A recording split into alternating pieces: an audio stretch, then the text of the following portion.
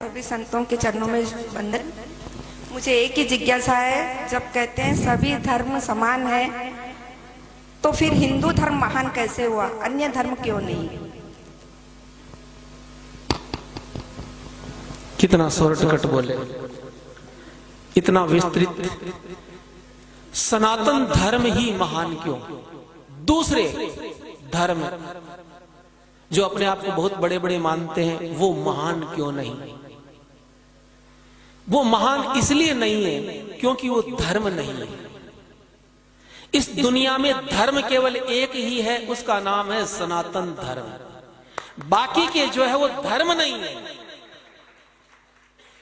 वो पंथ भी नहीं है। पंथ तो केवल सनातन धर्म से जो निकले वो है, जैसे कि जैन है, बौद्ध है, सिख है, ये हमारे पंथ है, ये शाखाएं हैं। लेकिन जिनकी तरफ इशारा वो करना चाहते थे, मैं करूंगा, ईसाई और इस्लाम, ये महान क्यों नहीं? क्योंकि ये धर्म नहीं है। इस्लाम मजहब है। कुरान मजीद में कुरान शरीफ नहीं लिखा गया है, शरीफ तो आप बोलते हो। जब मैं कुछ वर्णन करूंगा तो पता चलेगा कितनी शराफत है वहां पर। उसका नाम है कुरान मजीद। उसमें कहीं पर भी इस्लाम धर्म नहीं, मजहब है। और ईसाई को रिलीजन बोला जाता, वो रिलीजन है, वो भी धर्म नहीं है। इस्लाम को मजहब बोला गया। मजहब का मतलब मजे लेने वाला हब। आप कहते हो ना कि ये एजुकेशन का हब, गोलगप्पे खाने का हब, तो ऐसे ही जहां केवल जिंदगी का मकसद मजा लेना, येन तेन प्रकारेण, तो मजहब, वो धर्म नहीं है। धर्म किसे कहते हैं? धर्म उसको कहते हैं धारयति यतो धर्म है। जो धारण करने के लायक होता है वो धर्म कहलाता है, और जो धारण करने के लायक नहीं होता उसको धर्म नहीं कह सकते। कई बातें ऐसी होती है जो मानने के लायक नहीं होती, हर बात मानने जैसी थोड़ी होती। तो दुनिया की हर चीज धारण करने योग्य नहीं होती। बहुत सी बुराइयां होती है, उनको हम धारण नहीं कर सकते ना। हम अच्छाइयों को ही धारण कर सकते हैं ना। इसी तरह जो चीज मानने जैसी हो, जो धारण करने के लायक हो, वो धर्म कहलाती है। और जो धारण करने लायक नहीं होता फिर भी लोग उसको करते, वो अधर्म कहलाता है। इतना ही फर्क है। जो धारण करने योग्य नहीं है, किसी को परेशान करना, किसी को बिना कारण मारना, शराब पीना, जुआ खेलना, किसी का धन हरण करना, ये धारण करने लायक नहीं है ना, इसलिए ये अधर्म है। तो सनातन धर्म में जो कुछ भी है वो सब का सब धारण करने के लायक है। लेकिन ईसाई और इस्लाम में धारण करने के लायक मानने जैसा कुछ भी नहीं है। अब मैं बिल्कुल प्रामाणिक रूप से आपको कट टू कट मैं जो कुछ भी बोलूंगा, कुछ भी मनगढ़ंत नहीं बोलूंगा। जो शास्त्र में लिखा बिल्कुल वो बोलूंगा। सनातन धर्म ही महान क्यों, वो महान क्यों नहीं? सबसे पहला कारण, केवल मुख्य 7-8 कारण गिनाऊंगा, मेरे पास 1000 कारण है। केवल सनातन धर्म ही महान क्यों? मैं सनातन धर्म को मानता हूं इसलिए मेरे लिए महान है ना। उसके कारण, सबसे पहला कारण, सनातन धर्म की स्थापना साक्षात भगवान नारायण ने की, लेकिन ईसाई और इस्लाम की स्थापना कुछ मनुष्यों ने की। तो जो भगवान की बनाई हुई चीज है वो ज्यादा महान होती या मनुष्यों की बनाई हुई? नंबर 1 कारण। दूसरा कारण,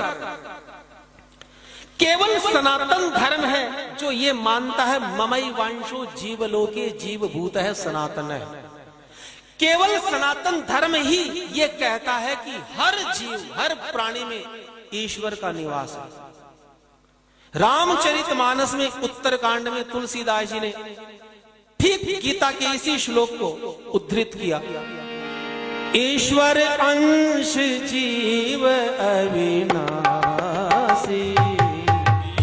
ईश्वर अंश जीव अविनाशी, चेतन अमल सहज सुख राशि, चेतन अमल सहज सुख राशि। भगवान भगवान कृष्ण गीता में क्या कहते हैं? ममय वांशो जीव लोके। आप थोड़ा ध्यान देना, इस दुनिया में जितने जीव हैं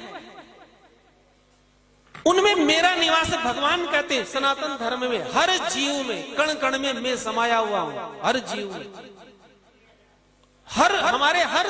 हर ग्रंथ में आपको ये लिखा मिलेगा, हर प्राणी में ईश्वर का निवास है। आप ध्यान देना। लेकिन इस्लाम की कुरान मजीद और ईसाइयों की बाइबिल में कहीं पर भी ये लिखा हुआ नहीं है कि हर मनुष्य में भगवान है। कुरान में एक लाइन कोई मुझे निकाल के बता दे जहां यह लिखा हुआ हो कि हर इंसान में अल्लाह है। किस बाइबल में एक पंक्ति ऐसी नहीं है कि वहां लिखा हुआ हो कि हर मनुष्य में गॉड है। ना, वहां लिखा केवल हमारे में भी भगवान नहीं है। भगवान किसी में है ही नहीं, वो ऐसा मानते हैं। वो कहते हैं कि भगवान ने पूरी दुनिया बनाई, अल्लाह ने पूरी दुनिया बनाई, गॉड ने पूरी दुनिया बनाई, लेकिन पूरी दुनिया के अंदर हर जीव में वो रहते नहीं है। तो वो फिर कहाँ रहते हैं? बोले वो सातवें आसमान में रहते हैं, पता नहीं क्या करते हैं वहां बैठे बैठे। और सनातन धर्म कहता है कि भगवान हर प्राणी में, हर मनुष्य में निवास करते हैं, इसलिए सनातन धर्म महान है। तीसरा कारण, केवल हिंदू धर्म में, केवल सनातन धर्म के ग्रंथों में यह बात लिखी गई है, सर्वे भवन्तु सुखिनः, सर्वे सन्तु निरामया, सर्वे भद्राणि पश्यन्तु मां कश्चित् दुःख भाग भवेत्। केवल सनातन धर्म कहता कि हर प्राणी सुखी हो, दुनिया का हर प्राणी सुखी हो। सर्वे भवन्तु सुखिनः, सर्वे सन्तु निरामया। केवल सनातन धर्म कहता वसुधैव कुटुंबकम, सारा संसार एक परिवार है, सब एक पिता की संतान। ध्यान देना शब्दों पर। वसुधैव कुटुंबकम, विश्व बंधुत्व, सर्वे भवन्तु सुखिनः, ये कौन कहता है? ये हम कहते हैं। लेकिन बाइबिल और कुरान क्या कहती है? ना, केवल हम सुखी होंगे और कोई नहीं हो सकता। केवल मुसलमान को और ईसाई को सुखी होने का अधिकार है और किसी को भी नहीं है। वसुधैव कुटुंबकम और विश्व बंधुत्व को तो आप भूल ही जाओ। चलो विश्व बंधुत्व मत मानो, कोई बात नहीं, लेकिन वो कहते हैं कि केवल मुसलमान सुखी होगा, केवल मुसलमान ही जन्नत में जाएगा, और जितनी जातियां हैं दुनिया की सब नरक में जाएगी। और ऐसा ही ईसाई कहते हैं। बाइबिल और कुरान में केवल भाषा का फर्क है, वो इंग्लिश में है, ये अरबी में है। तो अब आप बताइए, चलो आप दूसरों को सुखी होने की कामना मत करो, लेकिन जीने तक का अधिकार नहीं है। हम तो कहते हैं कि सब जिंदा रहेंगे, सब सुखी रहेंगे, और वो कहते हैं कि क्योंकि तुम मुसलमान नहीं हो, तुम ईसाई नहीं हो, इसलिए तुम्हें जीने तक का अधिकार नहीं, सुखी रहना भाईचारा तो दूर की बात। और ये पंक्तियां लिखी गई है, मैं आपको क्रमशः बता दूंगा कहां कहां लिखी गई है। इसलिए सनातन धर्म महान है। दूसरी चीज, अगली चीज में आपको, हमारे यहां पर सनातन धर्म कहता परोपकार है पुण्याय पापाय परपीड़नम।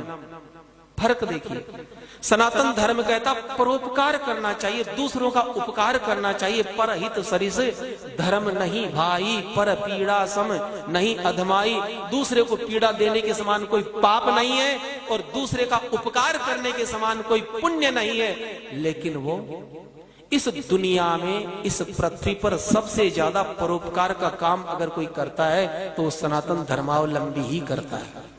आप लोग गौशालाएं खोलते हो, आप लोग मंदिर बनाते हो, इस दुनिया में सबसे ज्यादा भंडारे हिंदू लोग चलाते हैं, इस दुनिया में सबसे ज्यादा आई कैंप आप लगाते हैं, आप लोग अनाथ आश्रम खोलते हैं, स्कूलें खोलते हैं, और कभी ये नहीं पूछते कि तू किस जाति का है, मैं तेरी सेवा करूं कि नहीं करूं। लेकिन कभी आपने किसी मुसलमान को आई कैंप लगाते देखा, रक्तदान शिविर लगाते देखा? कभी आपने कोई धर्मशाला खोलते देखा? कभी कोई भंडारा लगाते देखा?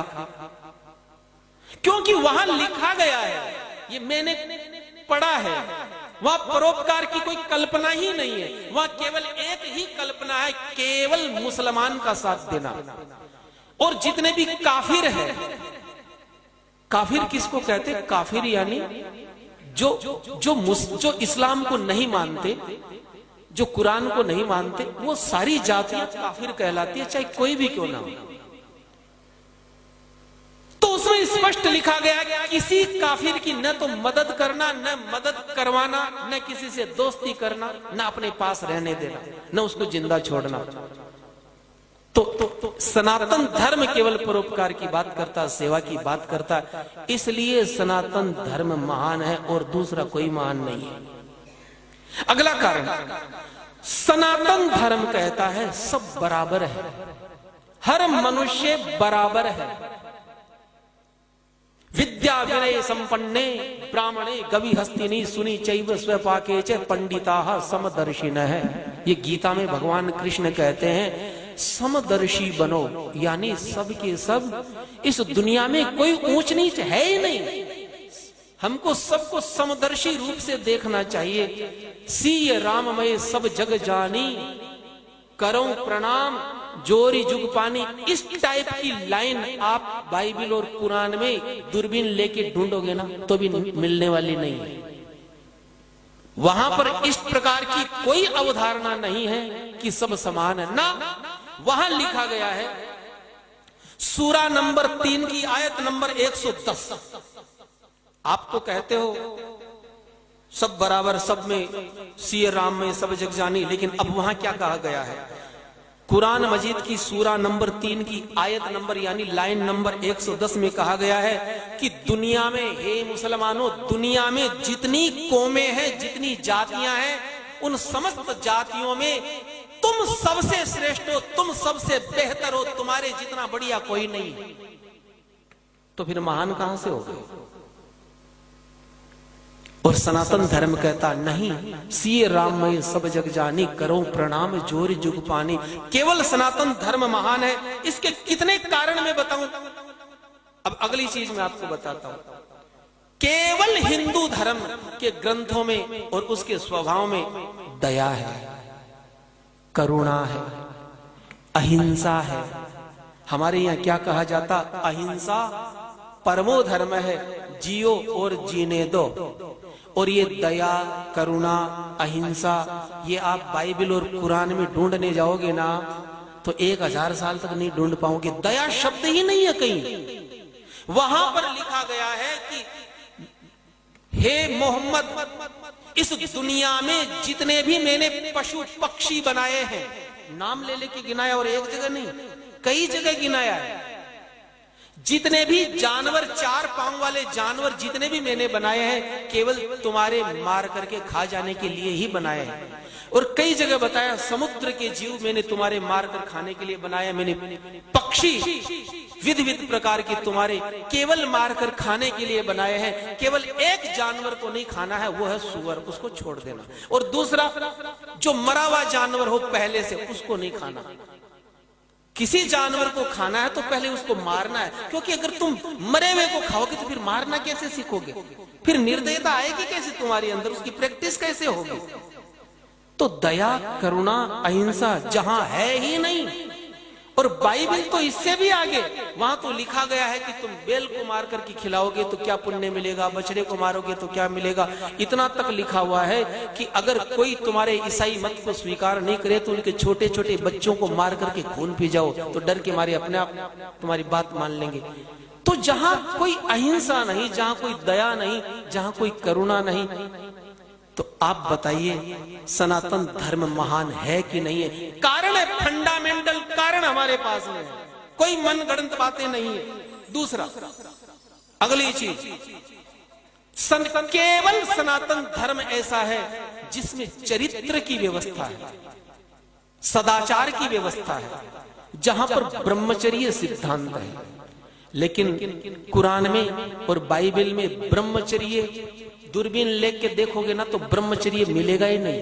वहां कोई चरित्र नाम की चीज ही नहीं। वहां पर तो अब मैं वो सारे शब्द आपके सामने बोल नहीं सकता। चरित्र, सदाचार, ब्रह्मचर्य तो कहीं शब्द तक नहीं मिलेगा आपको। तो फिर महानता कहां से आ गई? आपने कभी सुना कि मुसलमानों में कोई ब्रह्मचारी पैदा हुआ? हमारे हिंदू धर्म में हनुमान जी, परशुराम जी, भीष्म पितामह, अभी भी ब्रह्मचारियों की कमी नहीं है। हमारे पीछे स्वामी जी विराजमान है, ये देखिए इतने बड़े पैसे वाले पक्के ब्रह्मचारी अपनी करोड़ों की प्रॉपर्टी दान कर दी। आज भी हमारे केवल सनातन धर्म में सदाचारी ब्रह्मचारी आपको मिलेंगे। कभी ईसाइयों में कोई ब्रह्मचारी पैदा हुआ? जहां ब्रह्मचर्य सिद्धांत ही नहीं है, जहां कोई सदाचार ही नहीं है, केवल दुराचार, केवल व्यभिचार, और उसको पुण्य मानते हैं वो लोग। इस वजह से सनातन धर्म महान है। अगली बात मैं आपको बताता हूं।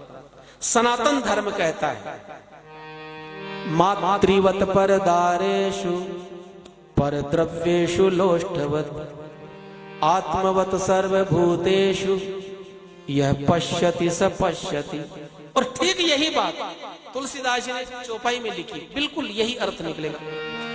जननी समझानहि पर नारी धनु पराव बिसते बिसधारी। सिया राम। सनातन धर्म कहता है मातृवत परदारेषु, पराई स्त्री को अपनी माता के रूप में देखना है, पराये धन को जहर समझना, उसको लेने की कोशिश नहीं करनी। सनातन धर्म कहता है जननी समझानहि पर नारी, पर नारी को अपनी मां माने, उसको मां के रूप में देखे। और ये लाइन अगर आप बाइबल में और कुरान मजीद में ढूंढने जाओगे, सारे सेकुलर लोग भी पीछे पड़ जाए ना तो भी इस टाइप की लाइन नहीं मिलेगी। वहां स्पष्ट लिखा हुआ है केवल जन्म देने वाली स्त्री तुम्हारी मां है, और कोई औरत तुम्हारी मां न तो मां के जैसी है न वो मां हो सकती। बिल्कुल साफ मना कर दिया गया।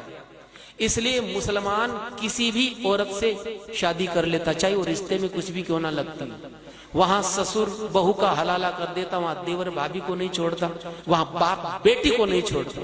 अगर मैं लाइन लगा करके नाम लेना शुरू करूंगा तो बहुत समय हो जाएगा। तो जहां पर परे स्त्री को न बहन माना जाता न मां माना जाता,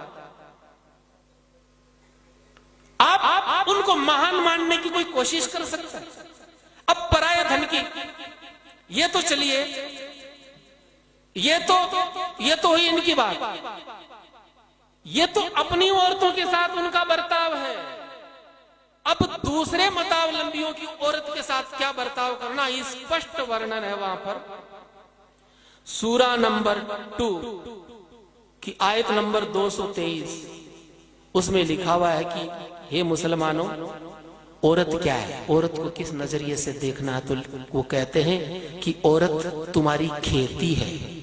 माँ बहन यत्र नार्यस्तु पूजन्ति रमन्ति तत्र देवता, ऐसी कोई कल्पना आप सोच मत लेना। वहां केवल हिंदू धर्म में है कि जहां स्त्री की पूजा हो, इसलिए वहां पर कोई देवी हुई नहीं आज तक। पैगंबर हुए लेकिन कोई पैगंबरी हुई कभी, जब होने ही नहीं दिया किसी को। वहां स्त्री केवल मैंने क्या कहा, मजहब है। वो कौन सा हब है, वहां होने ही नहीं दिया किसी को। कोई देवी, कोई सती, कोई पतिव्रता ईसाई और मुसलमान में कभी हुई कोई आपने सुना? और आपसे पूछा जाए सनातन धर्म में तो आप सैकड़ों नाम गिना दोगे।